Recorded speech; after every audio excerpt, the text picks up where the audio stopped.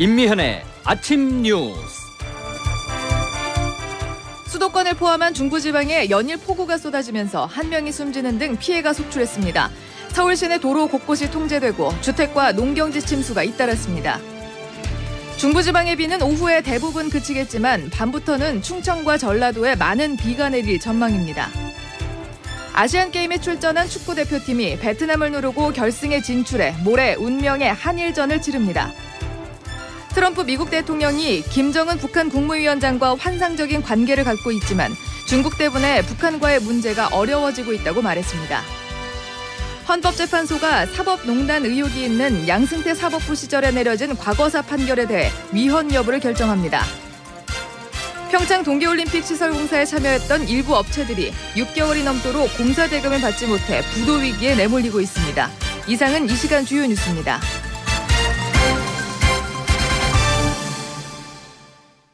여러분 안녕하십니까? 8월 30일 CBS 아침 뉴스입니다. 첫 소식입니다. 수도권과 경기 북부를 중심으로 밤새 폭우가 쏟아지면서 한 명이 숨지고 주택과 농경지가 침수되는 피해가 속출했습니다. 특히 서울 시내 도로 곳곳이 통제돼 출근길 비상이 걸렸습니다. 서울 중랑천에 나가 있는 오수정 기자가 보도합니다. 제가 나와 있는 중랑천은 폭우에 물이 불어나 산책로까지 뒤덮인 모습입니다. 이곳 중랑천과 연결된 동부간선도로는 전 구간 통행이 제한되고 있고 잠수교는 비가 그치며 한강 수위가 내려가 차량 통행이 재개됐습니다. 밤사이 서울에서는 천둥번개를 동반한 시간당 50mm 이상의 강한 비가 내렸습니다. 현재까지 누적 강수량은 경기도 고양 주교동이 519mm, 서울 도봉구가 489mm, 강원도 초령군 동송읍이 437mm를 기록하고 있습니다. 피해도 잇따랐습니다. 오늘 새벽 0시 30분쯤 경기도 양주시에서 배수 작업을 하던 중 50대 남성이 주택 앞에서 숨진 채 발견됐습니다. 주택가 상가 등 1,400여 곳에서 침수 피해가 발생했고 서울 은평구와 경기 포천시 등에서 140여 명의 이재민이 발생했습니다. 비는 오늘 오후까지 이어질 것으로 예상됩니다. 기상청은 많은 비로 집안이 약화되고 물이 불어나 안전사고에 유의할 것을 당부했습니다. 지금까지 서울 중랑천에서 CBS 뉴스 오수정입니다. 중부지방의 폭우에 이어서 오늘 밤부터는 충청과 호남지방에 많은 비가 내릴 것으로 보입니다. 자세한 날씨 알아보겠습니다. 기상청 김수진 리포터입니다. 네, 어제 중북부 지방으로 최고 400mm가 넘는 물폭탄을 쏟아부었던 비구름대는 현재 그 세력이 다소 약화된 상태입니다. 따라서 이제 호우특보는 모두 해제가 됐고요. 서울, 경기, 강원 지역의 비도 오늘 오후 들어서는 대부분 그치겠습니다. 다만 이 비구름대가 점점 남하하고 있어서 현재 충청 일부 지역에 다소 굵은 빗줄기가 이어지고 있고 특히 오늘 밤부터 내일 오전 사이에는 주로 충청도와 호남 지역을 중심으로 또다시 돌풍과 벼락을 동반한 시간당 40mm 이상의 국지성 폭우가 쏟아지는 곳이 있겠습니다. 계속해서 큰 비 피해가 없도록 대비를 철저히 해주시는 것이 좋겠습니다. 앞으로 내일까지 충청과 호남 지역에 50에서 100, 최고 150mm 이상의 큰 비가 더 내리겠고 그 밖에 수도권과 강원 영서, 영남 제주 산간에 30에서 80mm, 강원 영동과 제주도에 10에서 40mm 안팎의 비가 이어지겠습니다. 한편 이렇게 비구름대가 남쪽으로 이동해가면서 남부 내륙 지역 곳곳에 내려진 폭염주의보는 모두 해제가 됐습니다만 다소 후텁지근한 날씨는 계속되겠습니다. 오늘 대구의 한낮 기온 31도, 춘천, 광주 30도, 서울과 청주, 부산 29도의 분포로 대부분 평년과 비슷하거나 평년보다 조금 더 높겠습니다. 날씨였습니다. 아시안게임 축구 대표팀이 베트남을 누르고 결승 진출에 성공했습니다. 금메달 도전의 마지막 상대는 숙적 일본입니다. 인도네시아 자카르타에서 오혜원 기자가 보도합니다. 우리 축구대표팀의 사상 첫 아시안게임 2연패 도전이 1승만 남겼습니다. 대표팀은 어제 끝난 베트남과 아시안게임 축구 4강에서 3대1로 승리했습니다. 박항서 감독이 이끄는 베트남은 이번 대회에서 유일하게 5경기 동안 무실점을 기록했습니다. 하지만 이승우가 전반 7분과 후반 10분에 멀티골을 뽑았고 전반 28분에는 황의조가 대회 9번째 골로 결승골의 주인공이 됐습니다. 결승 진출을 이끈 이승우는 분명한 목표의식을 선보였습니다. 저희는 이 결승전을 하기에 온 팀이기 때문에 모든 선수들이 한 경기만 보고 잘 준비하도록 하겠습니다. 김학범 감독도 선수들의 정신력을 금메달의 열쇠로 꼽았습니다. 선수들의 지금 상태는 굉장히 아주 탈진 상태까지 갔다고 보는데 아마도 이것을 지키는 힘은 정신력이 버티게 있지 않냐. 마지막까지 그 정신력을 놓지 않을 그런 생각입니다. 결승 상대는 아랍에미리트를 1대0으로 꺾은 일본입니다. 일본과는 아시안게임 결승에서 처음 만나게 됐습니다. 어제 하루 우리 선수단은 유도와 정구, 사이클, 패러글라이딩에서 금메달 5개를 수확했습니다. 이로써 금메달 37개, 은메달 42개, 동메달 50개로 중국, 일본에 이어 종합순위 3위를 기록 중입니다. 인도네시아 치비농에서 CBS 뉴스 오해원입니다. 미국이 한미연합훈련의 추가 중단은 없을 것이라며 북한을 압박하고 있는 가운데 트럼프 미국 대통령은 북한과의 비핵화 협상이 조금 지체되더라도 중국과의 무역 적자 문제를 먼저 해결하겠다는 입장을 밝혔습니다. 워싱턴 장규석 특파원입니다. 미 국방부는 우리 시간으로 어젯밤 제임스 매티스 국방장관의 성명을 발표했습니다. 매티스 장관은 성명에서 비핵화 협상에 공간을 마련하기 위해 3개의 한미 군사훈련을 중단한 것이며 또 추후에 있을 연합훈련을 중단하는 것에 대해서는 어떠한 결정도 내려져 있지 않다고 밝혔습니다. 더 이상 한미연합훈련의 중단은 없을 것이라는 어제 기자회견 발언에 더해 협상 진전 상황에 따라서는 내년에는 추가적인 훈련 중단도 가능하다는 점을 보다 명확히 한 겁니다.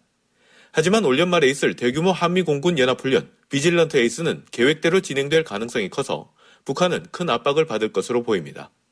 이처럼 미국 정부가 북한에 더 높은 수준의 비핵화 조치를 압박하는 가운데 트럼프 대통령은 우리 시간으로 오늘 새벽 백악관에서 기자들을 만나 김정은 위원장과는 환상적 관계를 유지하고 있다면서 북미 협상이 힘들어진 것은 중국 탓이라고 발언했습니다. 나는 김 위원장과 환상적 관계를 갖고 있습니다. 우리와 북한과의 관계에서 중국이 이를 더 어렵게 만든다고 봅니다.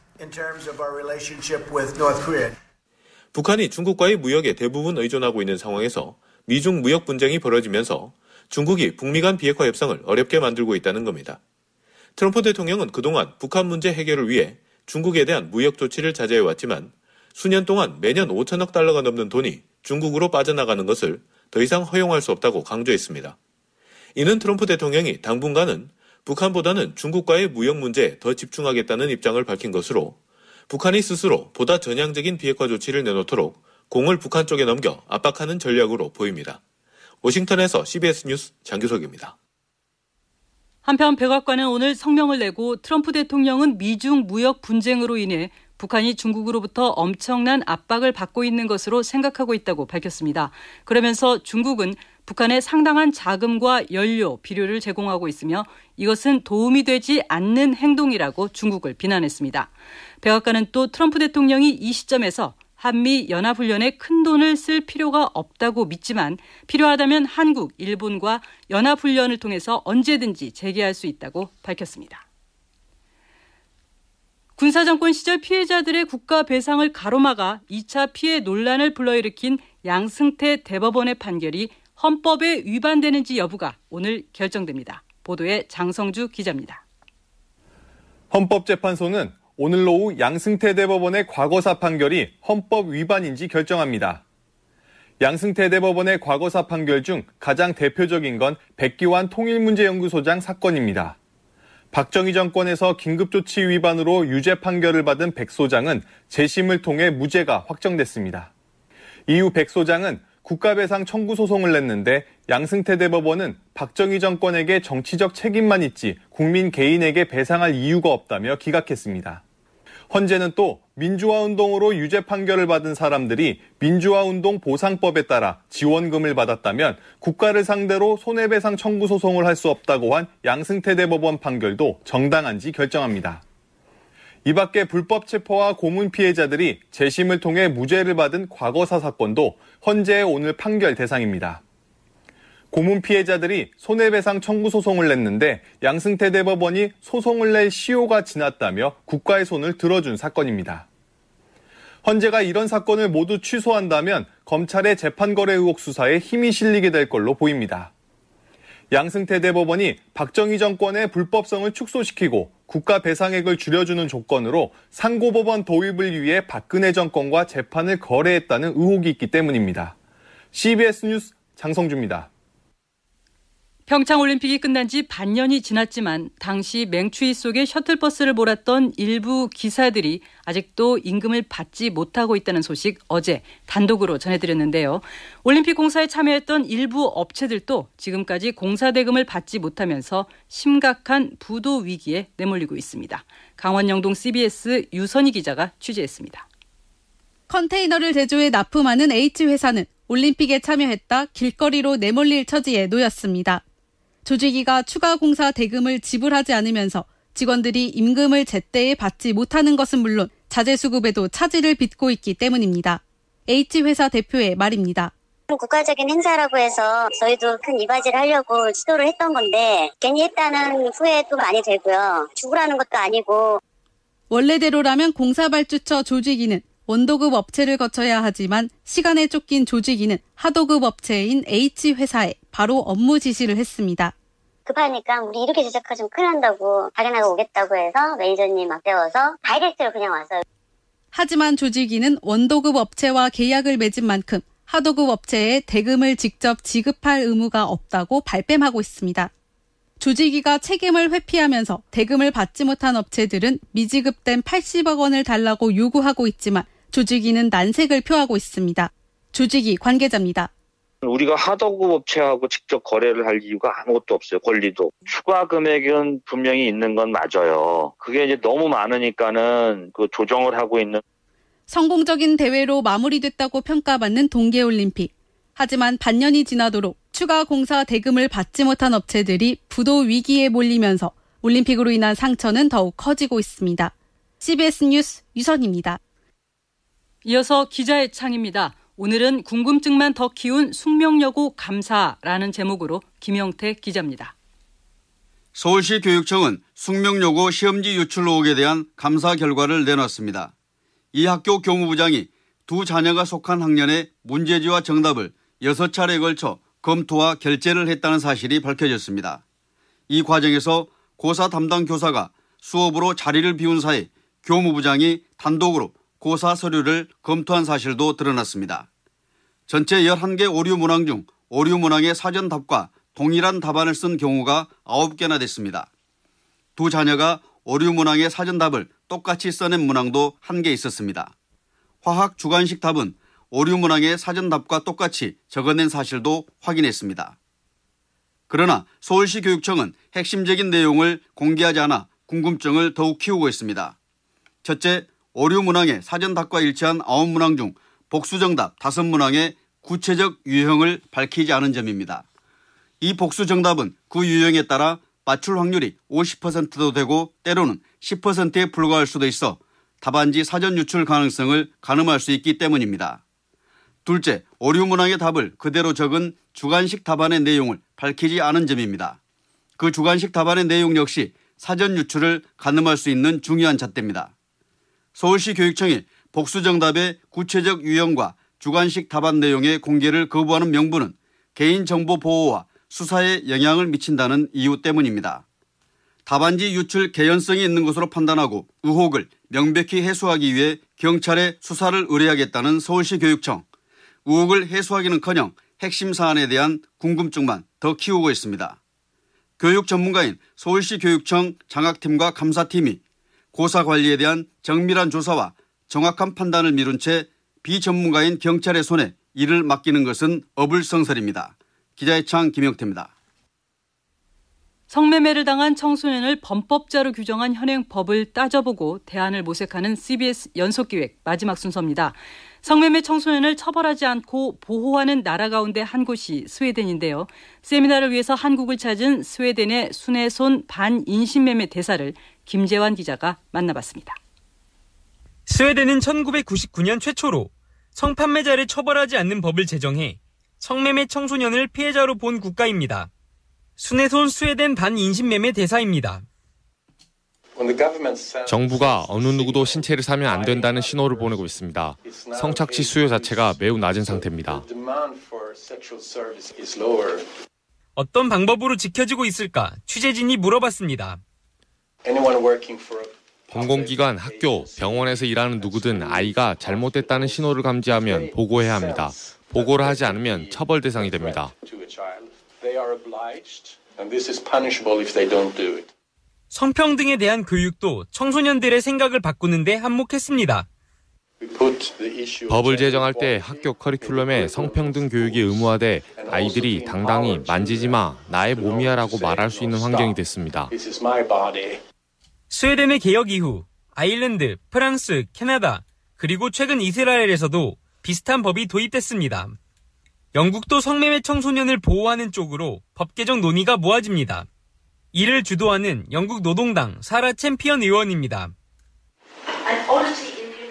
기존 법은 성인이 성착취를 목적으로 아동을 만났을 때 2번은 만남을 가져야 범죄로 간주합니다.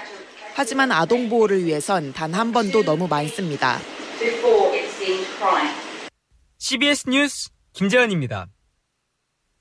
여야는 8월 임시국회 마지막 날인 오늘 오후 본회의를 앞두고 민생법안 처리를 위해서 막판까지 협상을 벌일 예정입니다. 그러나 여야 간의 쟁점이 좀처럼 좁혀지지 않고 일부 법안은 여당 내에서도 의견이 엇갈려 전망은 밝지 않습니다. 이정주 기자가 보도하겠습니다. 여야 지도부는 지난달 말 회동에서 8월 임시국회 안에 규제개혁과 민생법안을 처리하자고 합의했습니다. 그러나 정작 본회의가 열리는 당일인 오늘까지도 상당수 법안에서 세부적 이견을 보이며 평행선을 달리고 있습니다. 대표적 민생법안으로 꼽히는 상가임대차 보호법은 갱신기간을 10년으로 연장하는 데는 합의했지만 임대인에게 세제 혜택을 주는 특례법의 처리 시기를 놓고 의견이 엇갈립니다. 서비스 산업 발전법과 규제 프리존법도 의료산업에 대한 의견 차이로 해당 상임위의 문턱을 넘지 못하고 있습니다. 특히 은산분리 완화가 쟁점인 인터넷 전문은행 특별법은 여당 내부에서도 통일된 당론을 만들지 못해 난항을 겪고 있습니다. 핵심은 자산 10조 원 이상의 대기업 집단을 규제 완화 대상에 포함할지 여부입니다. 민주당은 어제 오후 정책의총을 열고 약 3시간에 걸쳐 논의했지만 결론을 내리지 못했습니다. 민주당 홍영표 원내대표입니다. 마지막까지 우리 당이 가지고 있는 여러 가지 원칙과 방침에 최대한 맞는 노력을 해보자. 여야가 협상 법안들을 패키지로 일괄 처리하기로 약속한 만큼 일부 법안에서 합의가 있더라도 본회의 처리는 쉽지 않을 거란 전망이 나옵니다. CBS 뉴스 이정주입니다. 국회가 특수활동비 전액 삭감을 결정한 상임위원회의 운영비를 다음 달부터 보전해 주기로 했습니다. 그동안 특수활동비를 써왔던 각종 비용의 투명화가 이루어질지 주목됩니다. 국회에서 이준규 기자가 보도합니다. 국회가 매월 600만 원에 이르는 위원장 몫의 특수활동비를 포기한 상임위원회에 운영비를 보전해 주기로 결정했습니다. 그동안 상임위 운영에 필요한 비용의 일부 또는 상당 부분을 특활비로 해결했기 때문에 이런 지출은 지원해줘야 한다는 논리입니다. 9월과 10월에 정기국회와 국정감사가 있어 다가비와 식비 등 필요한 비용이 늘어난다는 점도 이유 중 하나입니다. 지원은 각 상임위가 영수증 등 지출 내역을 제출하면 국회 사무처가 지원할 만한 내용인지를 파악한 후 사용한 실비를 보전해주는 방식으로 이루어집니다. 일각에서는 특수활동비와 쓰임새가 같은 업무 추진비나 운영비를 지원해주는 것이 결국 특수활동비를 보전해주는 것과 무엇이 다르냐는 지적이 제기되고 있습니다. 그러나 국회 관계자는 최소 수준만 지원한다고 반박했습니다. 사용하고 나서 이런 경비는 사무처가 지원해주는 게 타당하다고 요청을 하면 저희가 보고 심사해서 최소한의 경비만 지원할 예정입니다. 이번 결정으로 인해 국회 예산이 다소 늘어나는 점은 부담입니다. 그럼에도 그동안 영수증 없이 처리됐던 상임위 비용이 투명한 집행이 가능하게 된다는 점은 긍정적입니다. 국회에서 CBS 뉴스 이준규입니다. 롯데그룹이 중국의 사드 보복과 신동빈 회장의 구속으로 위기를 맞고 있습니다. 특히 신 회장에 대해서 징역 14년이 구형되자 다가오는 재판 대책 마련에 부심하고 있습니다. 이재기 기자가 보도합니다.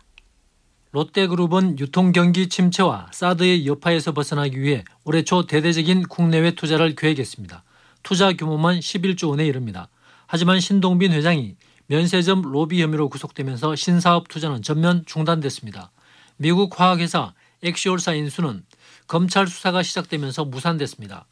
인도네시아의 유화단지를 조성하려는 4조 원대 투자 계획 역시 오너 부재 상황이 길어져 결정이 지연되고 있습니다. 롯데그룹 관계자입니다. 모든 사업이라는 게 사업길이라는 게 이제 타이밍이 되게 중요한데 지금 중국이나 아니면 인근에 있는 국가들이나 중동이 또 요새 이제 과학적으로 투자를 많이 하는데 치고 들어와가지고 선점을 한다 그러면은 우리 뭐 4조 투자해도 뭐 큰 실익이 없는 거죠 그러면요. 베트남 제과업체와 인도네시아 유통업체, 해외 호텔 체인 인수 등 10여 건의 M&A가 줄줄이 지연되고 있습니다. 이미 4조 원의 피해를 낸 사드 보복은 여전히 현재 진행형입니다. 단체 관광객이 와야 돈이 되는데 그것도 안 보내주는데 또 거기다가 플러스 롯데 면세점을 포함해가지고 롯데 사업장은 가면 안 된다. 이게 다 단서를 달고 있어요.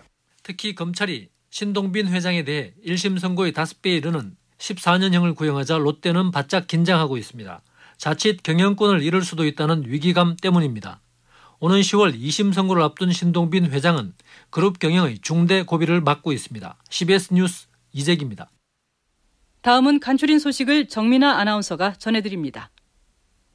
집중호우가 사흘째 계속되면서 침수 피해가 계속 늘어나고 있습니다.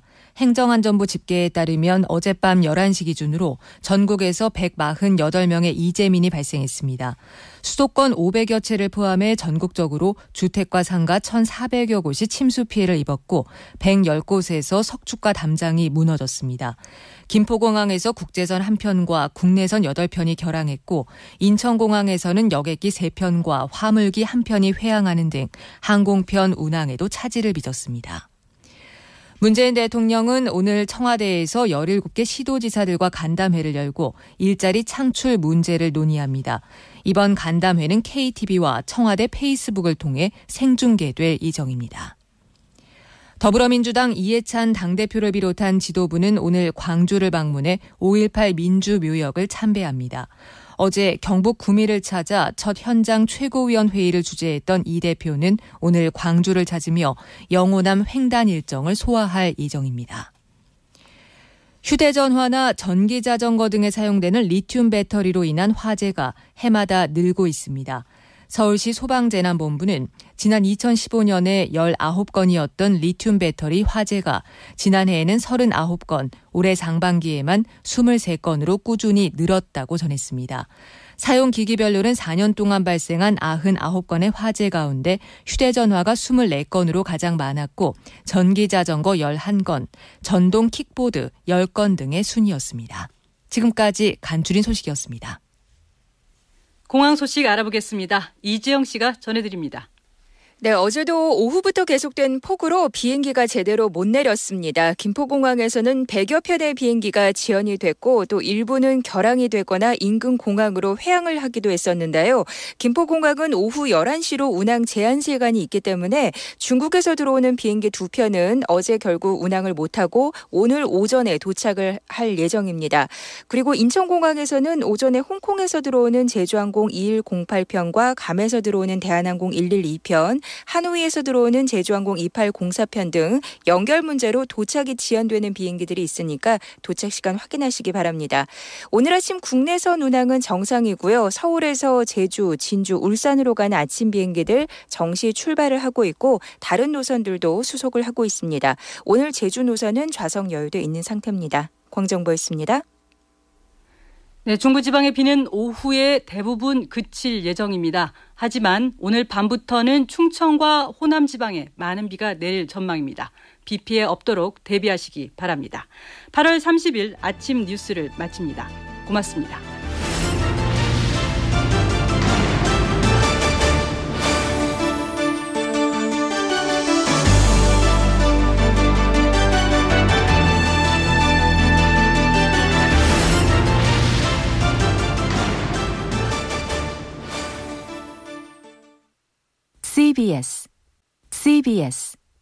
CBS